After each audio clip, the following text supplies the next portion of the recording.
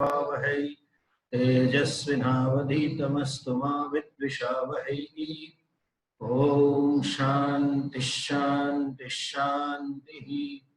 ईश्वरो गुरुरात्मेति मूर्तिभेद विभागिने व्योमवद्व्याप्तदेहाय दक्षिणामूर्तये नमः।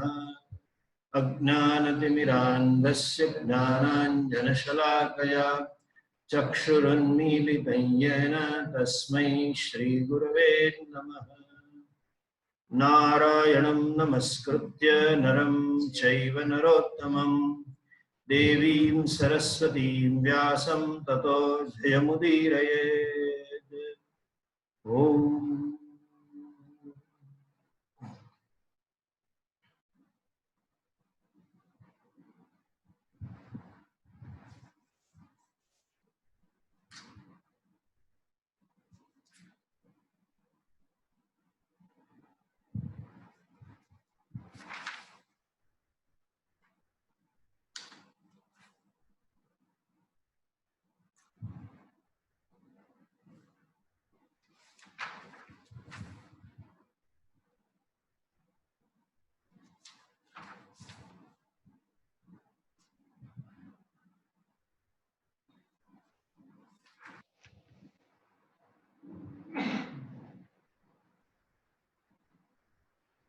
लास्ट टाइम हमने आखिर में राजा कल्मषपाद की कथा सुनी।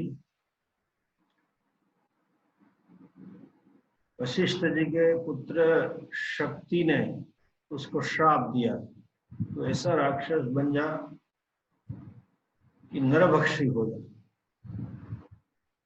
और विश्वामित्र ने उस राजा के शरीर में ऐसे राक्षस को क्रूर को प्रविष्ट करा दिया ताकि वो शक्ति को ही खा ले। शास्त्र में लिखा है वशिष्ठ जी के 100 संतान थे, सबको राजा कल्मषपाद ने मार दिया। वशिष्ठ जी इतने क्षमाशील थे, उन्होंने क्रोध के ऊपर इतना विजय पा लिया था कि उनके मन में वैर की भावना ही नहीं खड़ी, उनके मन में द्वेष ही खड़ा नहीं हुआ। उनके मन में यही भाव हुआ, चलो अभी मैं पुत्र वियोग में जी नहीं सकता तो मैं अपने आप से सुसाइड करके मर जाऊं। वो नहीं कर पाए। पर्वत से गिरे, समुद्र में गए, नदी में गए, अग्नि में गए, कुछ नहीं हुआ। जब वापस आए, आश्रम में जब जा रहे थे खिन्न हृदय से, तब उन्होंने वेद की आवाज सुनी। पीछे मुड़ के देखा कि अपनी पुत्रवधू शक्ति की पत्नी अदृश्यंती, उसका नाम था, अदृश्यंती पीछे आ रही है, सगर्भा है वो। उन्होंने पूछा तो तब उसने बताया कि 12 साल से गर्भ मेरे पेट में है और उसी के कारण वो यही सब सीख लिया उसने, गर्भ में वेद वगैरह वो वही स्वाध्याय कर रहा है। उन्होंने जो आवाज सुनी बिल्कुल उनके पुत्र शक्ति जैसी थी। जब पौत्र का जन्म होने वाला है सुन के, अपना वंश चलेगा ये भावना सुन के, उन्होंने मरण मृत्यु का विचार छोड़ दिया और प्रशांति को लेके चले। तब जाकर कल्मषपाद आ गया उसको खाने के लिए। वशिष्ठ जी ने हुंकार मात्र से उसको न केवल रोक लिया, लेकिन उसमें जो राक्षस था उसको मार दिया। राजा ने खुद अपने स्वरूप की प्राप्ति करी और क्षमा मांगी। वशिष्ठ जी ने कहा, इतनी प्रतिज्ञा लो, ब्राह्मणम तो मनुष्येंद्र मां अवमन्यस्था कदाचन। आप या आपके कुल के कोई भी संतान ब्राह्मण की कभी अवमानना मत करना, हमेशा उनका आदर करना। राजा ने वचन दिया, वशिष्ठ जी से विनती की कि आप मेरे राज्य में पधारे और मुझे संतान सुख का आशीर्वचन। कल्मषपाद से अश्मक का जन्म हुआ और अश्मक के बाद शक्ति के पुत्र पराशर का जन्म हुआ।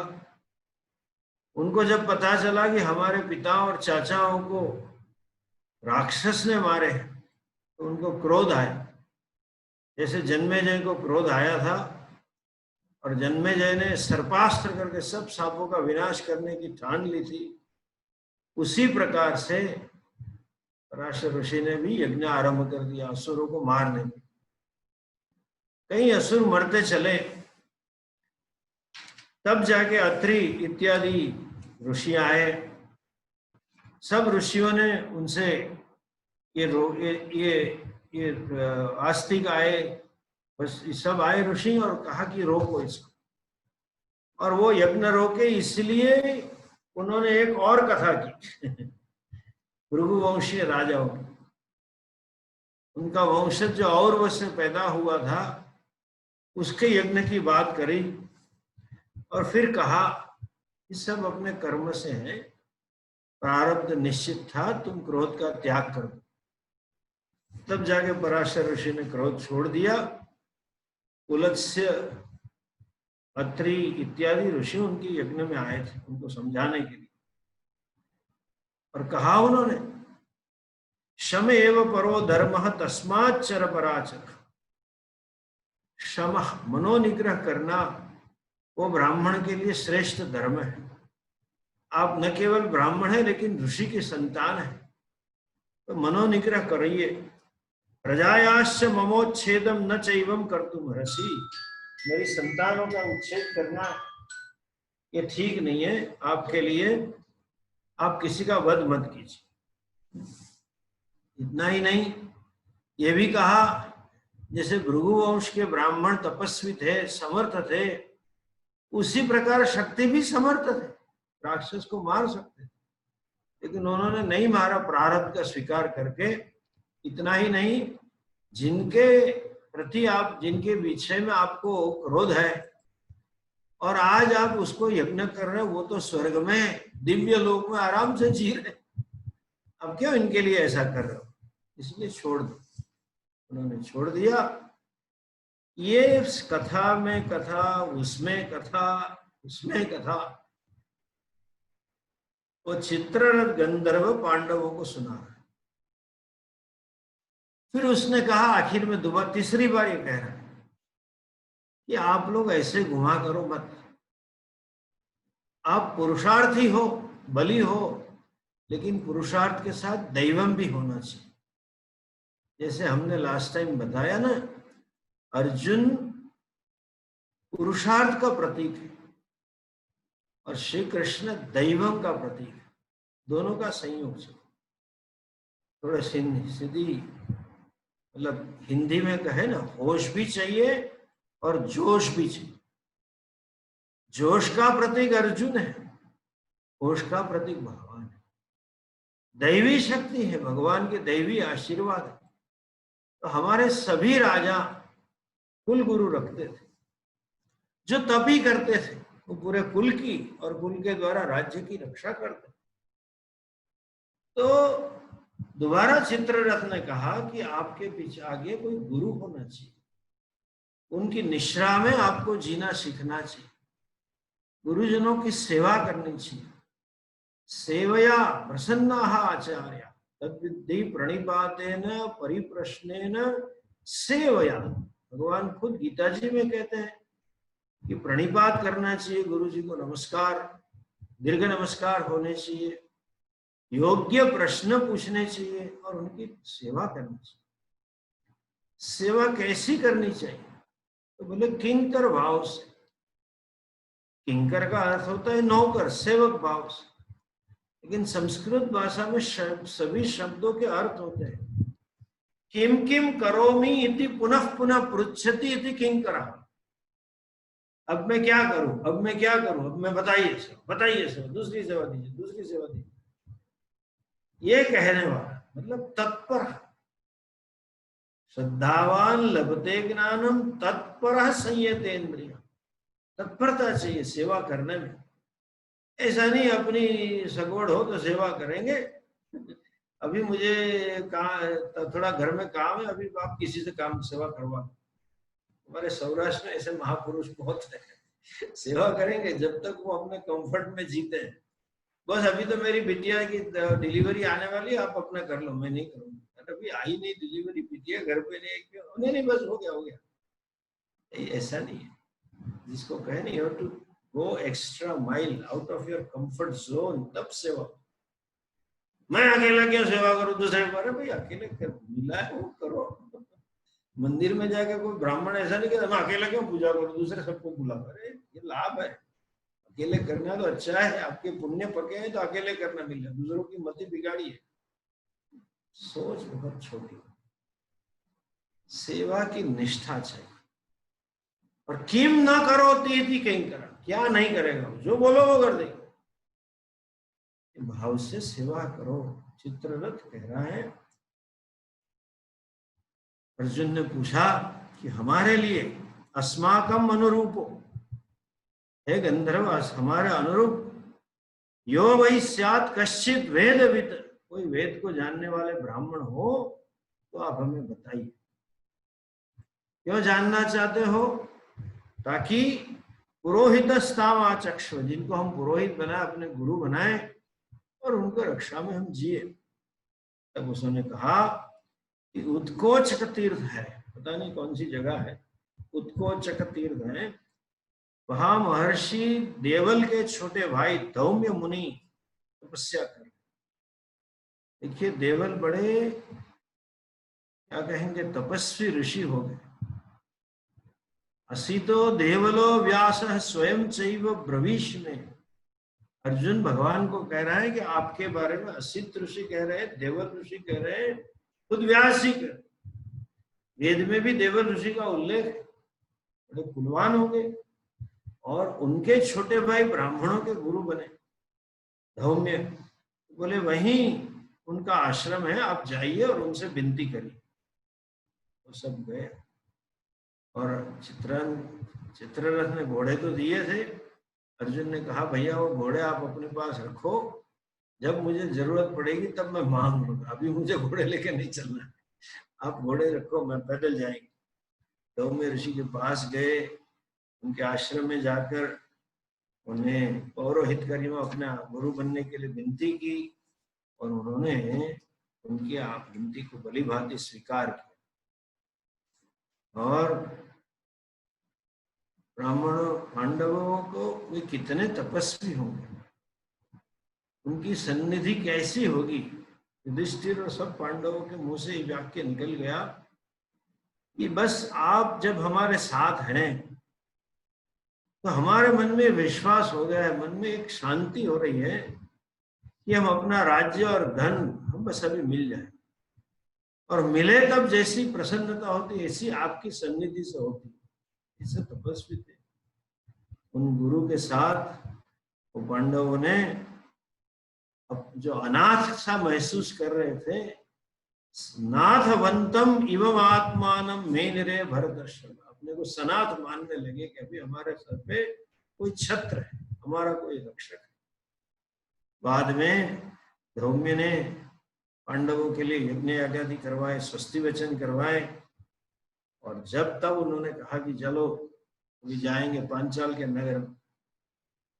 व्यास जी ने भी आके कहा था, चित्ररथ ने भी कहा, और धौम्य जी ने भी आज्ञा दी कि आप चले। वो तो थे ब्राह्मण वेश में, रास्ते में ब्राह्मणों को देखा उन्होंने, बहुत सारे ब्राह्मण को जाते हुए देखा उस मार्ग में। पूछा आप कहाँ जा रहे हो? तो सब ब्राह्मण बोले कि हम आप लोगों, हम तो, उन्होंने सामने से पूछा आप कौन हो? तो कि हम वन में विचरण करने वाले सहोदर है 5, और हमारी ये माँ है। ये नहीं बताया हम कौन है। ब्राह्मणों ने कहा वन में विचरण छोड़ो, 5 साल देश चलो। द्रुपद राजा के वहां इतना उत्सव है, बड़े बड़े सम्राट द्रौपदी को पाने के लिए आने वाले हैं, और वो बड़ी दक्षिणा देंगे आशीर्वाद पाने के लिए। राजा भी बहुत दक्षिणा देने वाला है, चलो चलो उधर स्वस्ति वचन करने, बहुत यज्ञ की संभावना है। ये सब चले, और उन्होंने द्रौपदी की कथा इनको कि वो यज्ञ से निकली हुई है। शास्त्र में लिखा है उसके केश घुटनों तक लंबे थे, और उसके शरीर से सुगंध आती थी। दियो लगाने के बिगड़, कुछ पाउडर परफ्यूम नहीं लगाते थे, ऐसे ही था। सबसे सुंदरी थी, उसका स्वयंवर है। यज्ञसेन, धृष्टद्युम्न इत्यादि कहा। प्रसूल दक्षिणा वाले यज्ञ होने वाले हैं, हम लोग दान दक्षिणा ग्रहण करेंगे, यज्ञ आदि करेंगे और जरा स्वयंवर देख के आ जाएंगे वापस। और जब उत्सव है तो वहां कई नट आ रहे हैं, कई वैतालिक नर्तक सब आ रहे हैं, एंटरटेनमेंट भी हो जाएगा। चलो, पांडवों ने कहा ठीक है, आप लोग जो कहते हैं तो हम चले। वो निकले। जब वहां गए तो उन्होंने मार्ग में कौन मिला, तो उनमें जब थोड़े अकेले पड़े उन समूह से, तो व्यास जी आए। मुनि द्वैपायनम तथा ददृशु पांडवाः विराहा। वीर पांडवों ने उनको देखा।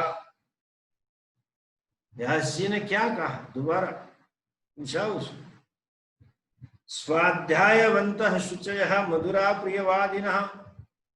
क्या आप स्वाध्याय करते हो, पवित्र और मधुर वाणी बोलते हो, आपकी प्रकृति शुद्ध है, आप प्रियवादी हो?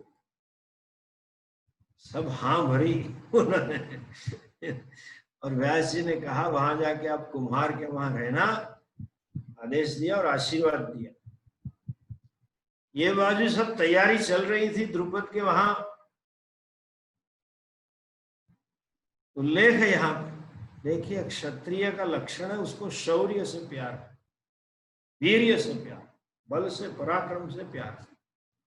ब्राह्मण का लक्षण उसको विद्वत्ता से प्यार है, वैश्य का लक्षण है उसे पैसे से प्यार है। कुछ मिले ना मिले, पैसा कितना मिलेगा वो बात करो। शूद्र को न ज्ञान चाहिए, न पराक्रम चाहिए, लेकिन शूद्र को सिर्फ आराम चाहिए, न पैसे चाहिए। पैसे मिले ना मिले, बस थोड़ी बड़ी दारू बारू मिल गया, गुजराती में कोथड़ी मड़ी गई, सो जाओ, प्रकृति होती है उसकी। ये द्रुपद कह रहा है धृष्टद्युम्न से, मेरे मन में सदा यही इच्छा रहती है कि द्रौपदी को मैं पांडुपुत्र अर्जुन से ब्याह करूं। वैसे भी मेरे पांडु तो दोस्त थे, लेकिन अर्जुन ने गुरु दक्षिणा के रूप में मुझे परास्त किया, लेकिन उसका पौरुष मैंने देखा है। मेरी जो कृष्णा है ऐसी पराक्रमी है, उसको भी ऐसा ही पति शोभा देगा। पराक्रमी चाहिए, वो भी बड़ी बलवान हठवान है। तो ऐसी परीक्षा लगाऊं कि अर्जुन जैसा, या तो अर्जुन या अर्जुन जैसा योद्धा ही उसमें पास हो। वो तो सब आपको विदित है। राजा ने कृत्रिम आकाश यंत्र बनाया जो तीव्र वेग से घूम रहा था। यंत्र के छिद्र के ऊपर उन्होंने एक उस बराबर का लक्ष्य तैयार करके रखवा दिया और बैलेंस तराजू में खड़ा होकर मारना था, तैयारी करा दी। यहाँ जहां स्वयंवर होने वाला था उसका वर्णन महाभारत। कैसे सोने के खंभे थे, कैसी झालरें लगाई गई थी, कैसी दीवारों में मणि और रत्न जड़े हुए थे, कैसी सीढ़ियां बनाई थी, कैसे सेवक सेविकाएं खड़े थे, हवा डालते थे, कैसे आसन बनाए थे। राजा आ रहे स्वयंवर में तो सब। और जब समय आया, राजा ब्राह्मणों को आगे करके आए, पुरोहितों को, गुरुजनों को आगे करके आए और उन्हीं के साथ बैठे। और इस बाजू ये भी उल्लेख है, पांडव तो सुबह में मां को ये कह के निकले थे भिक्षा लेने जाते हैं, लेकिन मन में चटपटी तो थी कि द्रौपदी का स्वयंवर देखे। पांचों भिक्षा पात्र लेके वहीं पहुंच गए थे। वो भी ब्राह्मणों को आगे करके चले थे, अकेले नहीं गए थे। उन्होंने ब्राह्मणों को आगे रखा और ब्राह्मणों को जहां बैठने का स्थान था वहीं बैठ गए। द्रौपदी का भाई धृष्टद्युम्न आता है बीच में, स्वयंवर की शर्त कहता है, यहाँ बड़ा धनुष पड़ा है, उसकी डोरी बांधनी है और ये 5 बाण है सीधे एक साथ छोड़ने हैं और वो घूमता हुआ चक्र को भेदन करना वगैरह वगैरह वो कह रहा है। फिर बाद में ब्राह्मण आते हैं, सबका परिचय कराते, और क्या धृष्टद्युम्न खुद कराता है, देखो बहन, ये जो देख सामने बैठे दुर्योधन, दुर्निर्वाण, दुर्मुख, दुष्प्रदर्शन, विवर्षति, विकर्ण, दुशासन, युयुत्सु, वायुवेग वगैरह कौरव वंश के बड़े पराक्रमी धृतराष्ट्र के महाबली धृतराष्ट्र के सभी संतान आए। उन्हीं के साथ गांधार राज सुबला के पुत्र शकुनी भी आए हैं, वृषक बृहदबल भी आए हुए हैं, और अश्वत्थ द्रोणाचार्य का संतान अश्वत्थामा भी आए हैं। भोज राजा भी पधारे, राजा बृहंत, मणिमान, दंडधार, जयसेन, राजा मेघसंधि इत्यादि सबका वर्णन, कैसे कैसे पराक्रमी थे। फिर आगे कहता है कि देखिए इधर क्या है, संकर्षण वासुदेव भगवान श्री कृष्ण पधारे हैं, रुक्मणी नंदन पराक्रमी प्रद्युमन कुमार पधारे हैं, सांब इत्यादि अनिरुद्ध और उनके बड़े भाई बलराम जी पधारे हैं, अक्रूर है, सात्यकी है, और उद्धव भी है, कृतवर्मा है, पृथु है, विपृथु है, सब है। देखिए कितनी बड़ी घटना होगी उस समय की। यदुवंशी राजा पधारे, भोजवंशी राजा पधारे, कुरुवंशी राजा पधारे, सब वंश के राजा, और मागधी राजा जरासंध भी है। सब जनपदों का यह लंबा लंबा वर्णन है, कौन कौन से वंश के राजा है। जब सबका परिचय हो गया तो ये व्यास जी लिखते हैं महाभारत में कि सब एक दूसरों को स्पर्धा से देख रहे, कि तब तक उन्होंने बड़ी शांति से द्रौपदी को देखा जो वहां खड़ी थी, तो सबके मन में उसके पाने की इच्छा थी, और ऐसे मूंछ गिराते थे कि कृष्णा तो मेरी होने वाली, और दूसरे को जब ऐसा करके देखते तो उसकी ईर्ष्या और उसके द्वेष करने लग गए, और मन ही मन द्रौपदी से लगे थे और द्वेष से लगे थे। जहां काम हो, द्वेष हो, वहां क्रोध होना स्वाभाविक, वो आएगा बाद में। उस समय अंतरिक्ष में देवता भी पधारे, आदित्य, वसु, अश्विनी कुमार, साध्यगण, मरुदगण, साक्षात यमराज, कुबेर, दैत्य, सुर्पणा, नाग, देवर्षि, गुह्यक, चारण, विश्ववसु, नारद, सब पधारे हुए। ये सब जब खेल चल रहा था, कृष्ण सबको ढूंढ रहे थे।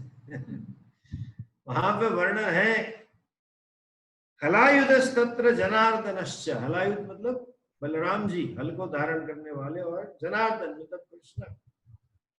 कृष्ण ये सब जो वो अन्य राजा लोग द्रौपदी की प्राप्ति के लक्ष्य से आए थे, लेकिन यदुश्रेष्ठ जो वहां आए थे वो चुपचाप, भगवान ने कहा इसलिए आए थे, और दूसरे उद्देश्य से भगवान सबको लाए। और भगवान ने कहा आपको किसी को स्वयंवर में देखना नहीं है, किसी की कृष्णा होने वाली नहीं, हमें वांछा इच्छा ही नहीं रखनी है। तो सब ऐसे ही निष्प्रयोजन बैठे थे, सब खेल देख रहे थे, लोगों के भाव भाव सब यदुवंशी राजा देख रहे थे। दृष्ट्वा तु तान मत्त गजेंद्र रूपान पंचाभि पद्मान इव वारणेन्द्रान भस्मावृतांगान इव हव्य वाहनः कृष्ण प्रदत्मघौ यदुवीर मुख्य। भगवान ने देखा कैसे थे, मत्त गजेंद्र रूपान, मत वाला हाथी होता है जैसा, ऐसे निष्फिकर बैठे थे राजा पांडव। और कैसे थे तो बोले जैसे राख में अग्नि छिपी होती है दग्ध, उसी प्रकार अपने व्यक्तित्व को छिपाया, दोनों पूरे शरीर पे विभूति लगा दी। ऐसा लग रहा था मानो साक्षात स्मशान में से ही आए हैं पांचों। लेकिन भगवान ने पहचान लिया, और सब अंगों में भस्मावृत अंगानी वहव्य वाहन, जैसा अग्नि में चारों ओर भस्म होती है, सब पूरे अंग को भर दिया था। कृष्ण प्रदत्म, कृष्ण ने पहचान लिया और भैया से कहा धीरे से, देखिए भैया, अपना भैया है उधर, युधिष्ठिर, भीम, अर्जुन और दोनों नकुल सहदेव जुड़वे उधर ही बैठे हैं। उनको देख के ही जैसे सूर्य के उदय होने पर कमल खिल जाता है। इसी प्रकार भगवान के श्री मुख में प्रसन्नता की लाली छा गई, इतना प्यार था। दूसरे राजा एक दूसरे को और द्रौपदी को देख रहे थे, इसलिए किसी की दृष्टि इस पांडवों पर नहीं, वरना ब्राह्मणों की और नजर डालते दिख जाते भीम और सब अर्जुन, इतने तेजस्वी थे, चाहे विभूति लगाई थी लेकिन तेज इतना था। भगवान तो वही प्रयोजन से गए थे, तो ढूंढ रहे, तो देखते ही पता चल गया कि यही बैठे हैं। फिर शुरू हुआ एक एक करके राजा, दुंदुभी हुई, मंगलाचरण हुआ, स्वस्तिचरण हुआ, क्रमशः सब राजा आए। सबने प्रयत्न करे, दुर्योधन, शाल्व, शल्य, अश्वत्थामा, क्राथ, सुनीत, वक्र, कलिंगराज, वंग नरेश, पांड्य नरेश, पौंड्र, विदेह, सब देशों के राजा एक एक करके आए। लेकिन सबका प्रयत्न का परिणाम कैसा हुआ, कहीं धनुष न उठा सके, और बड़े कष्ट के बाद धनुष उठा से डोरी बांध, जिसको बोलते हैं, उसको दोने, और एक झटका लगा तो गिर पड़े। वही हाल दुर्योधन का। देखिए सबके सामने हाल हुआ है, वो कितने अपने आप को अपमानित सा महसूस कर रहे हैं, आप जरा कल्पना कीजिए। ये तो इसी बैट्समैन जैसी बात है कि वो जाता है चल के ड्रेसिंग रूम से पिच पर, पब्लिक इतनी आशा भरी है कि अभी सेंचुरी मारेगा, जीत जाएंगे वगैरह वगैरह, और फर्स्ट बॉल पे मिडिल स्टंप निकल जाता है तो उसका मुंह कैसा होता है। मुझे ये बता रहे थे, हमारे एक स्टूडेंट थे जो आरकेसी में पढ़े थे, राजकुमार कॉलेज स्कूल है यहाँ, जहाँ सिर्फ राजाओं के संतानों को ही पढ़ा जाता था। और पहले तो ऐसा था, प्रिंस हेयर ही पढ़े, जो गद्दी पे बैठने वाला हो उसी को एडमिशन देते। एक जयेंद्र भाई मुझे बात बता रहे थे, वो उसी में पढ़े थे। तो एक समय ऐसा था कि बच्चे कुछ 42-46 थे और सर्वेंट 102 थे स्कूल में स्पोर्ट्स शूज के लिए। और राजा अपना, प्रिंस हेयर है, पर्सनल असिस्टेंटों का सब लेके आते थे, और वहां से अच्छे अच्छे क्रिकेटवीर निकलते थे। तो वो जब खेलने जाते थे तो 2 असिस्टेंट, कोई पैड बांधेगा, कोई ग्लव्स चढ़ाएगा, राजा ऐसे ही बैठा है टाइट, और जब पिच पे जाएगा तो दूसरा एक बैट लेके जाएगा, वहां जाके राजा को पाँव में मसाज कर देगा, ऐसे जैसे क्या शेर मारने चले हैं राजा और पहले बॉल पे मिडल स्टंप उसकी हालत जो होती है, ऐसी हालत इन सब की होती थी। कर्ण गया आखिर में दुर्योधन की आज्ञा लेके, दुर्योधन निष्फल हुआ, उसने धनुष पकड़ लिया और गया। उतना ही नहीं, वो आसक्त तो था, प्रतिज्ञा करके उठा, और उसने उत्तम लक्ष्य को पृथ्वी पर गिराने का संकल्प कर दिया। उठाकर उस पर प्रत्यंछा चढ़ा दी, और सबको ऐसे घमंड से देखने लगे, देखो मैं ये तो कर पा, भी ये भी करके दिखाता हूँ। तब उच्च स्वर में, दृष्ट्वा तु तम द्रौपदी वाक्यम, उच्च ही जगाद, जोर से द्रौपदी बोल दी, ना हम वरयामी सूत पुत्रम, मैं सूत पुत्र से शादी नहीं। इतना सम्मान होगा द्रौपदी स्त्री का। स्त्री had a right to decide that to a prince to negate it. No, I will not. सबके सामने हास्य पात्र होके वापस आके बैठ गया। शिशुपाल उठा, ऐसी लगी घुटनों पर गिर पड़ा। दुर्योधन भी घुटनों पर गिर पड़ा, हाथ छिल गया था। और जो गिर पड़ा, भद्रराज शल्य आए, वो भी इसी प्रकार से गिर पड़े। दुर्योधन की हालत ही छोड़ दीजिए। जब बड़े बड़े प्रभावशाली राजा लक्ष्य भेद तो छोड़िए, लेकिन धनुष की प्रत्यंचा तक जब नहीं बांध सके और अंदर परस्पर बात करने लगे अभी क्या होगा, तब जाके पांडुराज द्रुपद ने कहा, क्या आज पृथ्वी पे सब, पृथ्वी नक्षत्रीय हो चुकी है, वीर कोई बचा नहीं है क्या? काश आज अर्जुन जिंदा होता, ऐसा पराक्रमी वर मेरी बेटी को चाहिए। ऐसी जब बात हुई तो अर्जुन के मन में झंझनाटी हुई, अपना नाम लिया तो चलो खड़े हो, कृष्ण के सामने दुआ देखा और खड़ा हो गया। जब वो खड़ा हुआ, एक तो वैसे भी मृगचर्म पहना हुआ, ब्राह्मणों के कक्ष में बैठा था, जटाजूट भी थी और पूरे शरीर में विभूति लगाई हुई थी, जटा भी थी, तो वैसे भी तापस लग रहा था। जब वो खड़ा हुआ तो पीछे वाले चिल्ला लगा, अरे यार बैठ जा, दिखता नहीं तो यहाँ बीच में से कहाँ आ गया। इस प्रकार सब चिल्लाने लगे। युधिष्ठिर को मनोमन नमस्कार किया, उतनी देर वहां रुका, भीम को नमस्कार किया और चला। और जो आगे जैसे चलने लगा, क्षत्रियों ने देखा कि एक ब्राह्मण आ रहा है, अलग अलग प्रकार की बातें करने लगे। इस ब्राह्मण ने बालोचित चपलता के कारण कठिनाई पर विचार नहीं किया है, ब्राह्मण होने पर भी क्षत्रिय जैसा शौर्य पराक्रम दिखाने के लिए खड़ा हुआ है, ब्राह्मण कुल को कलंक साबित हो जाएगा ये अभिमान और दर्पिला लगता है ब्राह्मण, धनुष की डोरी क्या, धनुष को हिला भी नहीं सकेगा। और ब्राह्मण बोलने लगे, अरे भैया ये मंत्र की बात नहीं है तुम ये छोड़ दो।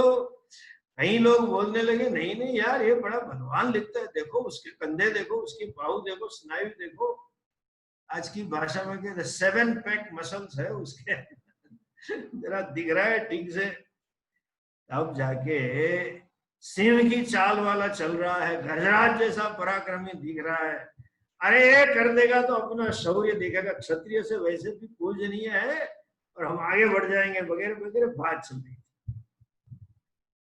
कहीं ये भी बोले कि शक्ति और ब्राह्मण की शक्ति और उत्साह दैवी होती है, और जो असमर्थ होता है वो धनुष के पास जाने का साहस नहीं करेगा। लेकिन ब्राह्मण के लिए कुछ भी असाध्य नहीं है, वो जल पीकर भी, हवा पीकर भी, फलाहार कर भी दृढ़ता पूर्वक व्रत का पालन कर सकता है। उसके शरीर में दुबले होने पर भी दैवी तेज होता है, बलवान होते हैं, सुख दुख कष्ट सह सकता है, इसलिए शायद वो कर दे। ऐसी भी महिमा गाने, अब तरह तरह की बातें होने लगी, जब और सब महर्षि अगस्त्य को इत्यादि को याद करने लगे कि एक बूंद में समुद्र पी लिया था, जन्म ऋषि ने गंगा पी ली थी, ब्राह्मण में तो सामर्थ्य होता ही है, लक्ष्य भेद कर देगा। सब असमंजस में थे, कोलाहल तो हो ही रहा था, अलग अलग बातें चीजें, कोई हंसता था, कोई आशा कर रहा था। देखते देखते अर्जुन ने धनुष उठा लिया और प्रत्यंचा बाण, इतनी त्वरा से उसने कर दिया। और करने के पहले धनुष्य की प्रतीक्षणा की, धनुष्य को नमस्कार किया। वो जान गया था कोई दैवी धनुष है, कि देवता की कृपा चाहिए। शांति नीरव खड़ी, और कुछ सोचे पहले 5 बाण उठाए, सटाक करके उसने लक्ष्य भेद कर लिया। जैसे लक्ष्य को विंधा, वो धरती पर गिर पड़ा। द्रौपदी सिर्फ देख रही थी उसको। द्रौपदी ने यहाँ लिखा है, उसकी चाल से नाप लिया था ये अयोध्या मेरे लायक है। उसके मन में भी भाव हो गया कि इससे मैं शादी करूंगी। किसी को बोले बगैर वो जो वरमाला थी लेके उसकी ओर चल पड़ी। वहां जाके उसने, जैसे दमयंती ने नल का वर्ण किया था, जैसे उषा ने सूर्य देव का वर्ण किया था, शची ने देवराज इंद्र का वर्ण किया था, स्वाहा ने अग्नि देवता का वर्ण किया था, लक्ष्मी ने भगवान विष्णु का वर्ण किया था, उमा ने जैसे महेश्वर का वर्ण किया था, विदेहराज नंदिनी सीता जी ने जैसे श्री राम का वर्ण किया था, उसी प्रकार से मानो, उसी प्रकार से साक्षात शची, साक्षात लक्ष्मी आ रही हो, साक्षात उमा आ रही हो, उसी प्रकार से, और साक्षात महेश्वर या इंद्र खड़ा हो, ऐसे अर्जुन ने खड़े थे। उसी प्रकार से द्रौपदी ने पांडुपुत्र अर्जुन का वर्णन कर दिया। यथा राजवरम नलम राम, इतनी उपमा है। शचीव देवेंद्रम अथा अग्निम स्वधा, उषा इव सूर्यम मदनम रतिश्च लक्ष्मीश्चथा मुकुंदम च रामम यथा मैथिली राजपुत्री मालम विनयेन तस्थौ। बड़े विनय पूर्वक उसके गले में उसने समागतानाम नृपाणाम पुरता, सभी राजाओं के सामने देखते देखते माला रख दी। जब रख दी, सब कामी तो थे, अभिमानी तो थे और अपमानित भी हुए थे, दर्प से फैले हुए गए थे और आए थे, द्रुपद को गाली देने लगे कि उसने हमें अपमानित करने के लिए ही बुलाया, लगता है हम लोगों को तुच्छ समझ रहा है, कन्या का विवाह एक ब्राह्मण के साथ करना चाहता है, क्षत्रिय राजा होकर राजा को छोड़ के, इसलिए द्रुपद मारने योग्य है। इसे और ब्राह्मण का स्वयंवर में कन्या को स्वीकार करना अधिकार नहीं है। स्वयंवर तो सिर्फ क्षत्रियों का होता है। कई लोग शास्त्र की बात करने लगे।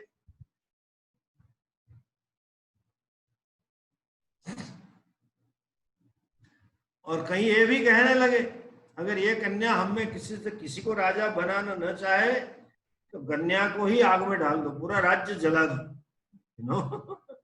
हम किसी प्रकार का वध नहीं कर, कहीं ये कहने लगे कि भी ब्राह्मण का वध तो नहीं करना चाहिए, हमारा राज्य जीवन धन वैभव सभी ब्राह्मणों की कृपा से है, हमारे गुरुओं की कृपा से, तो हम इनको नहीं हट करना चाहिए, हमें सिर्फ द्रुपद को दंड देना चाहिए, ब्राह्मण का अपमान ना हो देखना चाहिए।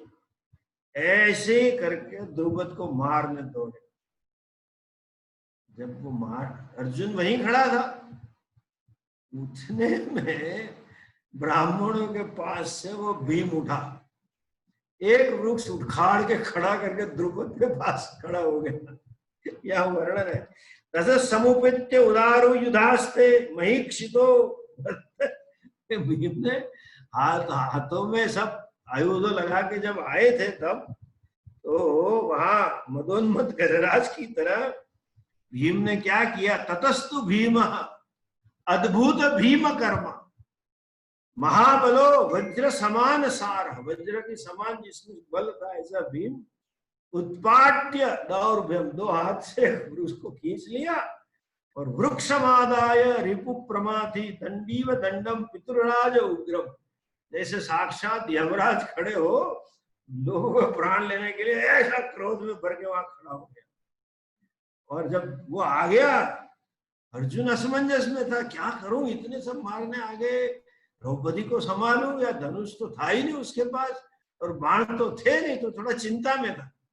जब उसने भीम को देखा वो भी कूद पड़ा, दोनों के पास पहुंच गया और वहां से सब बाण ले लिए और फिर जो धनाधन शुरू हुई है वर्णन है। जब दो वहां खड़े हो गए तो जब भगवान कृष्ण और भगवान ने देखा कि दोनों वहां खड़े हैं तो बलराम जी से कहा, देखिए भैया ये जो चाल चुपचाप लीला पूर्वक चले गए दो लोगों को लेकर, युधिष्ठिर और नकुल सहदेव है, देखो वहां जा रहे हैं।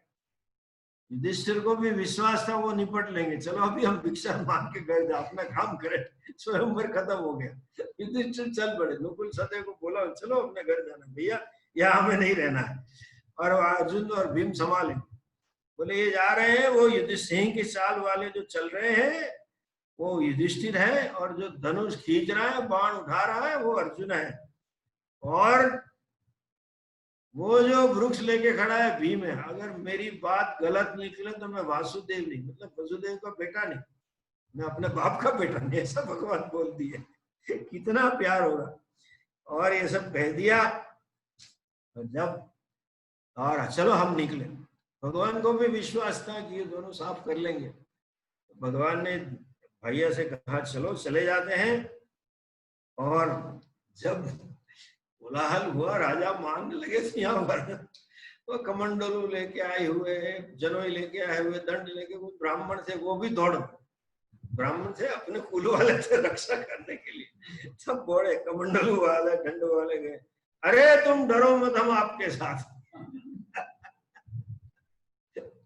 महाभारत में वर्णन है, वो 3 साल का बच्चा अपने पिता को सहाय करने चले और बोले तुम डरो मत, मैं हूं, ऐसा लग रहा था। अर्जुन ने कहा भैया आप छोड़ दीजिए, मैं अकेला काफी हूँ, आप मेरे पूज्य है, मैं अगर कुछ हो तो आप बीच में आना, मेरा जरा मेरा खेल देख लो और हमारे ये जो है उसका भी खेल देख लो। अर्जुन ने देखते देखते वही धनुष की प्रत्यंचा चढ़ा दी और ऐसी बाण वर्षा करने लगा, राजाओं को मार।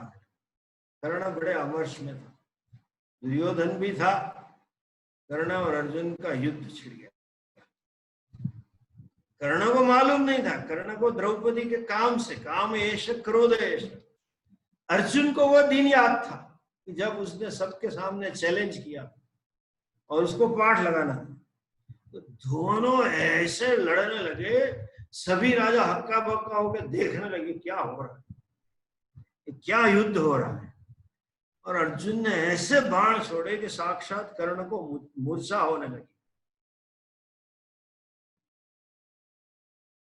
कर्ण को देख के और पराक्रम देख के प्रजा असमंजस में थी, कौन जीतेगा कौन हारेगा।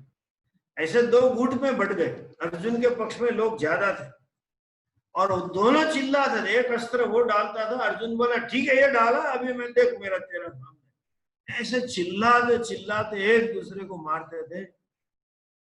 उस समय अर्जुन की बाण से कर्ण के थक गया था, लेकिन अर्जुन में थकावट नहीं दिखती थी, इसलिए कर्ण पूछ रहा है तुष्यामिते विप्र मुख्य भुजवीर्य से संयुगे, हे विप्र वीर्य आपकी भुज के वीर्य से मैं संतुष्ट हूं, अविषादस्य चैवास्य आप कभी थके नहीं हो, अस्त्र शस्त्र को सबने काबू में लिया है, आपकी सफलता देखकर मुझे बड़ी प्रसन्नता हो।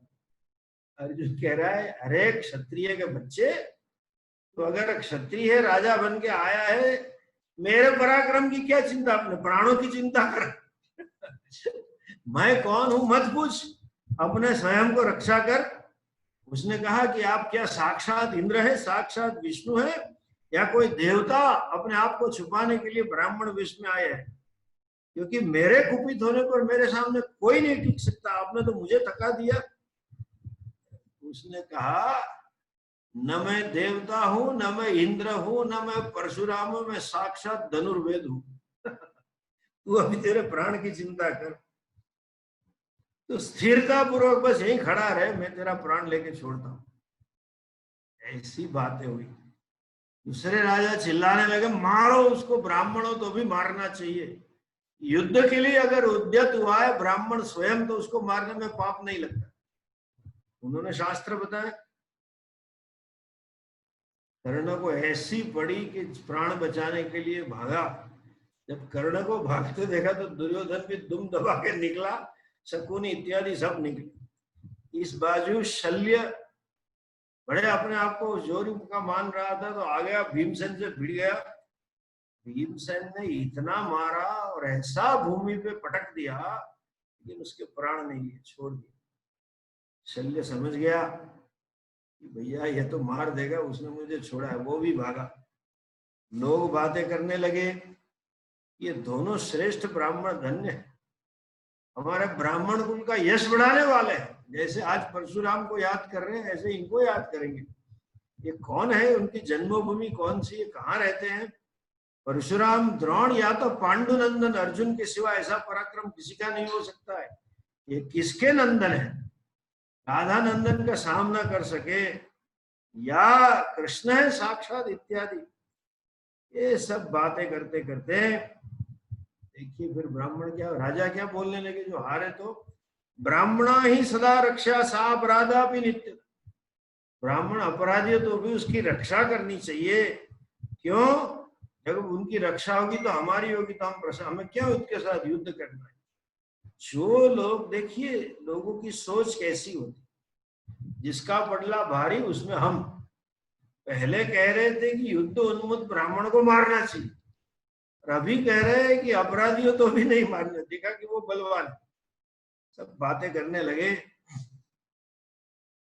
और इन्होंने धर्मपूर्वक जीता है द्रौपदी को। ये कहते हुए सब भागे, भीम और अर्जुन चुप आराम से गौरवों से सब राजाओं के बीच में से निकले, पीछे पीछे द्रौपदी भी चल।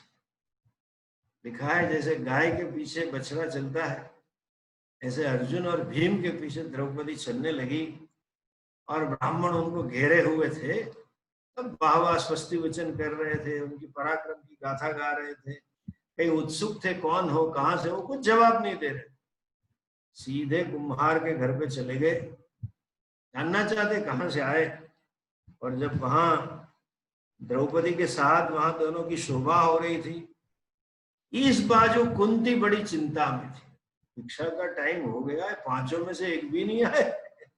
तो बेचारी उनके विनाश की आशंका कर रही थी, कहीं ऐसा तो न हो कि इस भूमि में दुर्योधन आया है, शकुनी आया है, उसका सैन्य लेके आया है, वो बाहर से द्रौपदी का बहाना हो, उसको पता होगा उन्होंने मार तो नहीं डाला मेरे बच्चों को। और व्यास जी का तो मत था कि कुछ होने वाला नहीं है, लेकिन कुछ विपरीत बात तो हो रही है।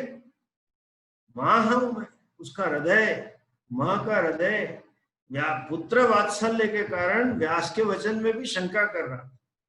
जब ऐसी बातचीत चल रही थी, वो अंदर थी, युधिष्ठिर वहां आए, बोले भिक्षा लेके आए, अंदर बातचीत चल रही थी, बाहर अर्जुन आके बोला मैं देखो मैं और भीम भी आ गए। कुंती के मुंह से निकल गया, सत्य कह रही हूं, सब बांट के खा लो। जब बाहर आकर देखा तो बोली अरे रे, मेरे मुंह से ये अनुचित बात कहाँ निकल पड़ी, और अधर्म के लिए बड़ी चिंता में पड़ गई। इस सभी घटनाक्रम में कुंती के वचन से राजकुमारी होने पर भी ब्राह्मण के साथ, ब्राह्मणों के झुंड में चलना, एक कुम्हार के घरों पे जाना और ये होना, फिर भी द्रौपदी प्रसन्न चित्त, उसके मन में पता नहीं प्रसन्नता का भाव। कुंती ने कहा, युधिष्ठिर के पास ले गई और युधिष्ठिर से कहा देखो भैया, छोटे भैया तुम्हारा भीम और अर्जुन यहाँ आए और मुझे कहा भिक्षा लाए हैं, और मैं भूल से भिक्षा ही समझ कर अनुरूप उत्तर दिया, तुम सब लोग कर सब पांचों मिलकर पाओ, बांट लो उसमें। अब बताओ, मेरा वचन झूठा भी ना हो और मुझे पाप भी ना, और इस मुझे अलग अलग योनि में भटकना ना पड़े, और इस कृष्णा को भी ना भटकना पड़े। माता की बात सुनकर युधिष्ठिर भी असमंजस में पड़ गए। युधिष्ठिर ने सबसे पहले कहा अर्जुन अग्नि प्रज्वलित करो, और ब्राह्मण तो है दूसरे, उनके साथ विधि करके आप पानी ग्रहण करो। अर्जुन बोले मेरा अधर्म हो, भीम और हम चारों भाई आपके सेवा में, जब आपकी शादी नहीं हुई है, भीम की तो मानो हो गई लेकिन वो तो नैमित्तिक थी, उनकी शादी नहीं है, तो फिर मेरी कैसे हो सकती। और हर रोज का नियम है जो लाते हैं वो माँ को शरणागत है, और या तो आपको देते, आपकी आज्ञा करनी है, तो मैं तो नहीं कर सकता। ऐसी दशा में आप धर्म की बुद्धि से विचार करिए। मैं भी कंफ्यूजन में हूँ, जब मैं जीत ला लेकिन मेरे मन में इसको पाने की इच्छा ऐसा नहीं थी कि मैं अकेला ले लूं, ऐसा भाव ही नहीं हुआ मेरे मन में अभी तक। तो आप बताइए क्या करें। युधिष्ठिर ने सबसे पूछा और सबको देख के उनके मन में ये संकल्प आ गया, ऐसा कहा चलो ये पांचाली हम पांचों की पत्नी बने। जब बड़े भाई का ये वचन सुना तो सन्नाटा हो गया, पांचों लोग चुपचाप, बाकी के चार और कुंती सन्नद्ध हो गए, क्या बात। युधिष्ठिर ने निर्णय सुना दिया, सब शांति में सोच में शंका कुशंका में बैठे थे, उतने में कृष्ण भगवान आए चुपचाप। देखिए हमारी परंपरा, आप बच्चों को ये सिखाएं, आजकल के बच्चे नहीं सीखते क्योंकि हम नहीं करते, स्वयं नहीं करते। कृष्ण वृष्णि शिरोमणि भगवान कृष्ण लिखा है, और रोहिणी नंदन बलराज के साथ कुमार के घर में मिलने के लिए आए, वहां जाकर क्या किया, ततो वसुदेव अभिगम्य कुंती सूतम धर्मवृताम वरिष्ठ। धर्मात्माओं में श्रेष्ठ कुंती कुमार युधिष्ठिर से ये कहा, कृष्णोहमस्मि। ये कह के क्या करा, निपीड्य पादव, उनके चरण में साष्टांग नमस्कार। भगवान ने इतने पराक्रम किए हैं, अपनी भगवत तत्व का परिचय दिया था बचपन में, राक्षसों को मारा, पूरा ब्रह्मांड यशोदा को दिखा दिया, ब्रह्मा जी का मद को मंथन किया, इंद्र के अभिमान को चूर किया, कंस को मारा, फिर भी युधिष्ठिर मेरे बड़े भाई है, उनके दोनों चरण को पकड़ के साष्टांग नमस्कार किया। उतना ही नहीं, बलराम जी ने भी युधिष्ठिर को नमस्कार किया और दोनों ने फिर माता कुंती को प्रणाम किए और खड़े हो गए प्रफुल्ल भाव से। तब जाके एक एक करके भीम, अर्जुन, नकुल, सहदेव ने, बाकी चारों भाइयों ने दोनों बड़े भाई के चरण बाद बच्चों को प्रणाम करने का संस्कार, ये हमारी परंपरा है। कभी कभी बच्चे में किसी के वहां जाता हूँ और कहते बेटा प्रणाम करो, तो दो प्रकार के प्रणाम होते हैं। एक तो क्रिकेट का प्रणाम, सब कैच पकड़ रहा है प्रणाम दूर से करके चला जाता, और दूसरा हिंदी मूवी प्रणाम है, हिंदी पिक्चर वाला, एक हाथ ऐसा करके घुटनों तक ही जाता है, बस प्रणाम हो गया। नीचे झुके बुजुर्गों को प्रणाम होना चाहिए, अपने से जो बड़े हैं। सन्यासी की तो बात छोड़ो, सब वर्णन है, धौम्य ऋषि जितने मिले उनको उन्होंने साष्टांग प्रणाम किया। युधिष्ठिर ने पूछा कि हम तो छिप करके आए थे, छिप करके रहे थे, कैसे पहचान लिया?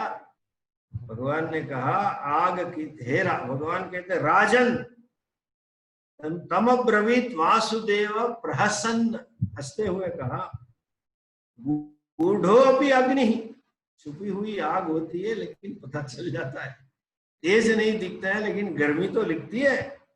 मैंने तो वहीं देख लिया था, और पांडवों के अलावा ऐसा अद्भुत कर्म कौन कर सकता है। सौभाग्य की बात है कि आप सब जिंदा है, हमें बड़ी खुशी है, मेरा पुण्य है कि मुझे बुआ के आशीर्वाद मिलेंगे। भगवान ऐसा कह रहे कि मेरी छत्रा है, मेरी बुआ जो है उसके निरंतर मुझे आशीर्वाद मिलते रहेंगे, क्योंकि वो जीवित रहेगी, मेरा पुण्य पका हुआ है। और आप लोगों के कोई ना पहचान सके, इसलिए मैं चुपचाप आपको मिलने का भाव न रोक सका, लेकिन अभी मैं वापस। भगवान गर्भित रूप में कह भी गए कि युधिष्ठिर ने कहा ऐसा करो। फिर तो सन्नाटा हो गया, लेकिन फिर तो खाने की भूख तो लगी थी भीम को, सुबह से बेचारा भूखा था, शाम हो गई, उसने कहा चलो भैया खाना खा लो। यह वर्णन है कि भीमसेन ने सब भिक्षा दी थी माँ को, युधिष्ठिर को निवेदन की, सबने माँ को दी थी। तब माँ ने, देखिए कुंती के संस्कार कैसे, सास कैसी होनी चाहिए, जिस दिन बहू घर में आई उसी दिन से किचन सौंप दिया। लेकिन आज की बहू तो कभी ले तो वो प्रश्न, modern daughter-in-law will not accept the kitchen. You continue, mother-in-law, you better continue. I have to do the job. मुझे नौकरी करनी हो, तुम चालू रखो। ऐसा नहीं है। उसने द्रौपदी से कहा कि तुम सब भोजन का 2 भाग करो, अरे प्रथम भाग 1 निकालो, दूसरे जो ब्राह्मण हैं जिनको भिक्षा न मिली हो उनको पहले दे आओ, दूसरा भाग निकालो जो मनुष्य के आश्रित भोजन से रहते हैं गरीब, उनको दीजिए, तीसरा जो अन्न है वो विभाग करो और पशु पंखी को, बाकी जो अन्न है वो हमें खाना। तेन त्यक्तेन भुंजी यज्ञ शिष्टाशन संतः मुच्यन्ते सर्व किल्बिषैहि भुंजते ते त्वघम पापाः ये पचन्ति आत्म। हमारे घर में भी बचपन में हमने देखी है परंपरा, जो ब्राह्मण आते थे रोज उसको कुछ देना है, आटा देना है, रोटी चपाती देना है, रोज पहली चपाती पहली सब्जी गाय के लिए देना है, पशु पंखी के लिए, गरीब सुबह मांगना देना है, दे के लो। फिर कहा जो बचे उसमें से 2 भाग करो, और 2 भाग में से जो 1 भाग है वो जो सबसे बड़ा है वो तुम्हारा, वो जो है तो वो भीमसेन है, उसको दे देना, और बाकी का जो अन्न बचा है उसमें से 6 भाग करके हमें सबको खाना। द्रौपदी ने ऐसा ही किया।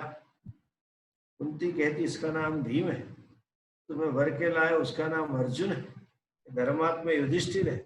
ऐसे भी कृष्ण आ गए थे तो पता चल ही गया था, और सब सो गए। सबके सर के पास मां कुंती सोई थी, चरणों में द्रौपदी सोई हुई है, और सोते सोते 5 भाई चर्चा कर रहे थे वहां क्या था।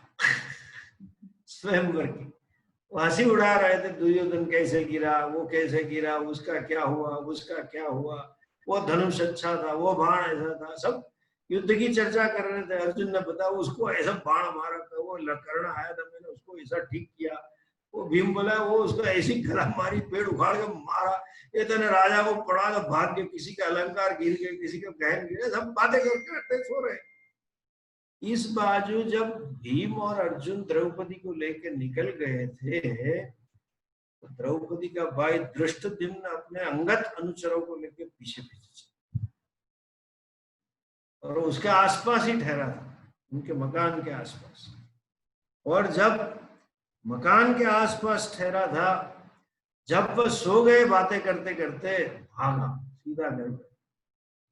जब घर पे गया तब पिताजी सोए नहीं थे, द्रुपद राजा, और जब उसको पता न था ना कि मेरी बेटी को कौन ले गया, मैंने कहीं सुने ऐसे किस्से, ये लड़की भाग जाती है ना तो बड़े माता पिता उद्विग्न होते, मेरी किसके साथ गई, बता के तो जाना था, किसके साथ भाग गई। फिर 2 दिन बाद पता चलता है, तब शांति होती।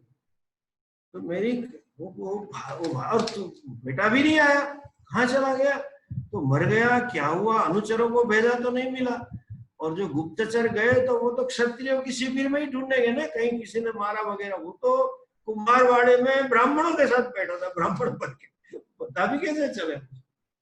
और उसकी चिंता थी, कश्चिन्न शूद्रेण हीन जने, न कोई शूद्र ले गया मेरे बेटी को, और जब मेरा दामाद बनेगा तो मेरे सर पे पांव रखेगा राजा होने पर भी, या कश्चित सवर्ण प्रवरो मनुष्य, कोई अपने समान वर्ण का क्षत्रिय लेगा, बल में तो लगता था क्षत्रिय है, या तो हमारे से श्रेष्ठ कुल वाला दिखाव में जो ब्राह्मण था वो ब्राह्मण ले गया, ले कौन गया। और फिर दोबारा कहता है क्या मेरा ऐसा सौभाग्य है क्या जो ले गया वो अर्जुन था क्या, वो मैं अगर ले गया तो उसके साथ विवाह करा के मैं कभी संताप नहीं अनुभव, मैं बड़ा प्रसन्न होगा। तुम ढूंढो मेरी पुत्री को, किसने ढूंढा है, किसने जीता है।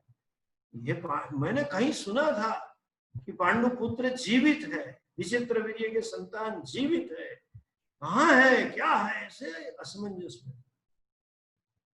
जब ये असमंजस में था, धृष्टद्युम्न अपने पिताजी से कहता है, पहले तो अपनी बेटी का, बहन का वर्णन करता है, बड़ी लाल आंखें वाली, शरीर में ऐसी सुगंध वाली, इतने बाल वाली, इतना सौंदर्य वाली, किसी के साथ तो उसके साथ खड़ा न रह सके, ऐसे तेज था उसमें द्रौपदी, सामान्य मानवी डर जाए उसके कांति से।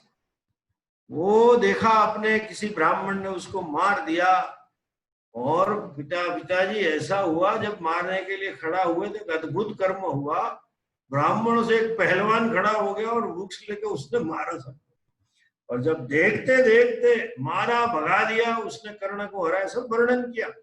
वो जो राजा को मारना है तो राजा के अंगरक्षक राजा को अंदर ले गए, भगा गए, तो राजा को पता नहीं था क्या हुआ, तो सब कहा, और फिर कहा कि मैं चुपचाप उनके पीछे चला गया।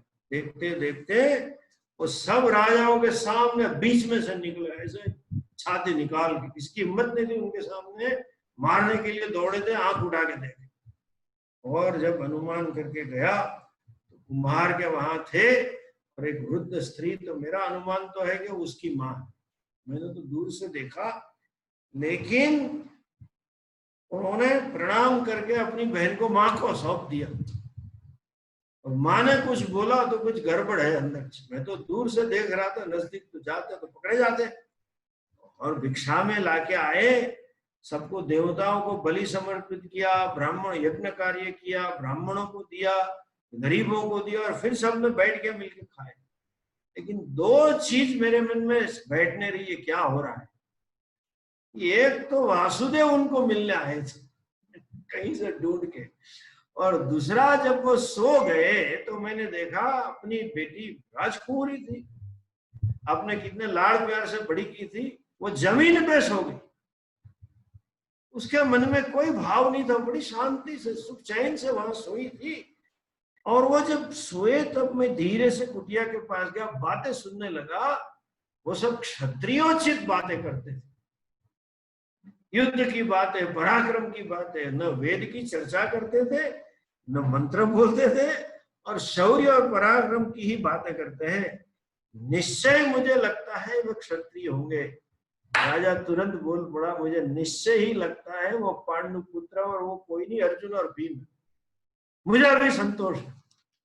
उसने पुरोहित को बुलाया, इस समाचार से राजा को बड़ी प्रसन्नता हुई, और पुरोहित को बुला के कहा, आप जाइए वहां पे और पता लगाइए ये सच में क्षत्रिय है और पांडु। सर्कमस्टेंशियल एविडेंसेस तो लगते हैं, संयोगात्मक पुरावा तो वही है, लेकिन पक्का करना है। मेरे हर्ष की कोई सीमा नहीं है ये जान के। जब वो गए तो कहा, ब्राह्मण लोग ने कहा, देखिए किसने मर्यादा से, तो कितने आचार से वो संवाद करते हैं। वर देने में समर्थ, ब्राह्मणों के प्रतिपालक, ब्राह्मणों के प्रति अधिक आदर रखने वाले राजा पांचाल नरेश आपका परिचय जानना चाहते हैं। इन वीर पुरुषों का लक्ष्य भेद और राजाओं को युद्ध करके परास्त करने का पराक्रम देख के उनके हर्ष की कोई सीमा नहीं रही है। आप लोग अपनी जाति और कुल का यथावत वर्णन करें। आपने शत्रुओं के पैर पे मत्था, उनके मत्थे पे अपना पैर रख के राजा पांचाल नरेश को अत्यंत हर्षान्वित किया। वो आपको पाके बड़े अपने आप को गौरवान्वित जानते। और राजा द्रुपद राजा आज अपने प्रिय सखा पांडु राजा को याद कर रहे थे। वो उनके आत्मा के समान प्रिय थे। उनके मन में पहले भी कहीं इच्छा थी कि वो पांडु पुत्र से ही अपनी कृष्णा का ब्याह कराएं, और मेरी बेटी को पांडु की पुत्र वधु के रूप में ही समर्पित करूं। ये निरंतर उनकी कामनाएं रही हैं। और विशेषतः जब गुरु दक्षिणा के रूप में अर्जुन के साथ युद्ध हुआ, तब विशाल भुजाओं वाले पराक्रमी पांडुपुत्र अर्जुन को मेरी पत्री धर्मपूर्वक पाणी ग्रहण करेगी, अब इच्छा उनके मन में रहती थी। और ये भी कहते थे, अगर पांडुपुत्र मेरी कृष्णा का पाणी ग्रहण करेंगे तो कृतम ही तत्सात सुकृतम ममेदम, तो मेरे अनेक जन्म का पुण्य पका, ऐसा मैं मानूंगा। ऐसी राजा की बात थी। राजा बड़े विनयशील है, पांडवों के प्रति उनको बड़ा आदर है, लेकिन क्या दुखद घटना घटी। लेकिन प्रजा में शंका भी है कि पांडव बच निकले। ऐसी गोल मटोल बात करके वो कहते हैं कि उनकी विनती है, आपका कुल का परिचय जानना चाहिए। युधिष्ठिर ने कहा, भीमसेन ये राज पुरोहित है, चाहे हमारे वहां आए हो राजा की ओर से दामाद मन के उपहार लेके, लेकिन पुरोहित है, पूजनी है राजा के, तुम उनका आद्य और वाद्यम और अर्घ्य दे के सम्मान। भीम ने उनकी सेवा शरण पकड़ा, सबने चरणामृत लिए। युधिष्ठिर ने क्या जवाब दिया, देखो कितने डिप्लोमेटिक होते। युधिष्ठिर ने जब सुखासन पर बैठे, युधिष्ठिर ने कुशल प्रश्न पूछे युधिष्ठिर राजा के लिए, पुरोहित के लिए, और फिर कहा कि ही ब्राह्मण राज पांचाल नरेश ने यह कन्या अपनी इच्छा से नहीं दी है, उन्होंने अपने धर्म के अनुसार, क्षत्रिय धर्म के अनुसार लक्ष्य वेद करके, लक्ष्य वेद की शर्त करके कन्या देने का निश्चय स्वयं घोषित किया। उस वीर पुरुष को यह कन्या प्राप्त होगी ऐसा कहा था, यह कन्या वरमाला अर्पण करेगी। और इस वीर पुरुष ने उनकी शर्त पूर्ण करके कन्या को प्राप्त किया। राजा ने ऐसा कुछ नहीं कहा था कि वर्णशील कुल और गोत्र के विषय में कोई जानने का अभिप्राय राजा ने व्यक्त नहीं किया। राजा ने ऐसा नहीं कहा था कि शील का होना चाहिए, गोत्र का होना चाहिए, वर्ण का होना चाहिए। धनुष पर प्रत्यंचा चढ़ाए, 5 बाण से लक्ष्य वेद कर दे, उसको कन्यादान कर दूंगा और मेरी बेटी वरमाला लगा देगी और उस वीर को मिलेगी। और सभी के सामने इस महात्मा ने राजकुमारी कृष्णा पर विजय पाई है। ऐसी दशा में सोमवंशी, द्रुपद का वंश सोम है, सोमवंशी द्रुपदेन सौम किरद्य राजा द्रुपदेन, सुख का अभाव करने वाला संताप नहीं करना चाहिए कि मेरी बेटी कौन से कुल में गई, कौन से गोत्र में गई, कौन से शील वाले में गई। उनको जो पराक्रम चाहिए था वो मिल गया। आप राजा द्रुपद की पहले की अभिलाषा की बात कर रहे हैं। चलो भगवान से हम भी प्रार्थना करते हैं कि उसकी अभिलाषा पूर्ण हो। उसने कहा था, राजा की अभिलाषा थी कि पांडु की पुत्र वधु बने। हम भी प्रार्थना करते हैं और मुझे विश्वास है कि भगवान ब्राह्मणों की प्रार्थना सुनता है। आप कोई बलहीन पुरुष उस विशाल धनुष पर प्रत्यंचा नहीं चढ़ा सकता है जिसने अस्त्र विद्या प्राप्त की हो और सपने में वश में की हो। जो असंभव था उस लक्ष्य को गिरा लिया है। इसके जैसा कोई दूसरा वीर नहीं है। राजा को बोलिए आपकी पुत्री को वीर पुरुष ने ही पाया है और हम प्रार्थना करते हैं उनकी मनोकामना पूर्ण हो। They didn't reveal themselves. Duryodhan गांव में है, अभी भी भय में अकेले है, पता नहीं क्या करना है। व्यास जी ने कहा था द्रुपद राजा आपको सहाय करेंगे, लेकिन युधिष्ठिर ने जब तक राजा से सम्मुख बात न हो तब तक कुछ नहीं करना है ऐसा कह के भेज दिया पुरोहित को दूसरे दिन। बाद में राजा समझ गए, स्वयं दूसरे दूत को भेजा और भिक्षा के लिए निमंत्रित किया। फिर वहां जाके अपना परिचय प्राप्त करते हैं और वहां जाके 500 को दैवी पुरुष होने की कहते। द्रौपदी का 500 के साथ ब्याह होना वो कुछ पूर्व जन्म के दैव है। वो सभी 500 देवता थे, किसी श्राप के कारण यहाँ पाए हुए थे, स्थान था, और द्रौपदी भी वही थी। वो कहानी है। This is an exception not a rule. समझे? शेक्सपियर कुछ लिख दे तो उसको छूट है भैया करने की। देश के प्रधानमंत्री कुछ कर दे तो उसको छूट है भैया। वो जाए विदेश में और ढोल बजाने लग जाए तो भी प्रधानमंत्री। किसी बच्चे का कान खींचने लगे तो प्रधानमंत्री। ऐसा नहीं कि मोदी जी ने कि हम भी खींचने लग जाए सभी बच्चों के कान। तो वो कहानी बड़ी इंटरेस्टिंग है। व्यास जी साक्षात आके बताते हैं, तब जाके द्रौपदी का 500 से ब्याह होता है। वो कथा हम बाद में कहेंगे। यहाँ एक चीज हम बारंबार बताएं, बारंबार यहाँ आता है कि सबको ब्राह्मणों के प्रति, अपने कुल गुरु के प्रति आदर। राजा ने राजपुरोहित को बुलाया तो उनकी सेवा की और फिर आज्ञा नहीं दी, विनती की। सेवा का महात्म्य, गुरुजनों की सेवा का महात्म्य ये पूरे विभाग में पुनः पुनः देखे जाता है। और इस विभाग में ये भी देखने में आता है कि राजा हो या रंक हो, हमेशा गुरुजनों की छत्र छाया में हमें जीना चाहिए। हमें अगर तपस्वी, संयमी, ज्ञानी गुरुजन मिल जाए तो उनपे पर यही प्रार्थना होनी चाहिए कि हमारी श्रद्धा बनी रहे, हम उनकी सेवा करें। हमारी एक बिटिया है कृति, वो हमेशा यही मांगती, हमसे आशीर्वाद मांगती। बोला हमारे तो लड्डू है दोनों हाथ। बोले ऐसे आशीर्वाद दो मुझे कि हर बार मैं आपकी सेवा कर दिया, मैं भी करूं और मेरा बेटा भी सेवा करती। हम कभी गुरुजनों की सेवा से विमुख न हो। श्रद्धा है न, वो ज्ञान लाती। वेद में लिखा है, उपनिषद में, श्रद्धा वित्तो भूत, श्रद्धा रूपी धन है तो मोक्ष। सेवा रूपी धन की चर्चा, खुद इंद्र ने ब्रह्मा जी की सेवा की, खुद कृष्ण भगवान ने संदीपनी की सेवा की। तो श्रद्धा और सेवा भाव हमारे जीवन में बने रहे, जो पांडव लोग धौम्य से भी मांगते हैं, यही हम प्रार्थना करें। हम तो हमारा ही अनुभव करें। कई लोग मुझे कहते हैं, स्वामी जी आप इतना अच्छा पढ़ाते हो, स्वामी दयानंद जी जैसे बोल रहे ऐसा लग रहा है। कई लोग मुझे कहते हैं, मैं मन में हंस रहा हूँ कि स्वामी दयानंद जी जैसा नहीं, वही बोल रहे भैया, हम बोल ही नहीं रहे वही बोल रहे। क्योंकि देखिए, आज मैं आपको एक सच रहस्य बताऊं, हमारे जितने गुरु भाई हैं उन लोग पढ़ते रहते हैं, रोज कोई ना कोई क्लास लेते, 2-3 क्लास लेते, ये भाष्य पढ़ा, वो भाष्य पढ़ा। मैंने 2004 से पढ़ाना छोड़ दिया।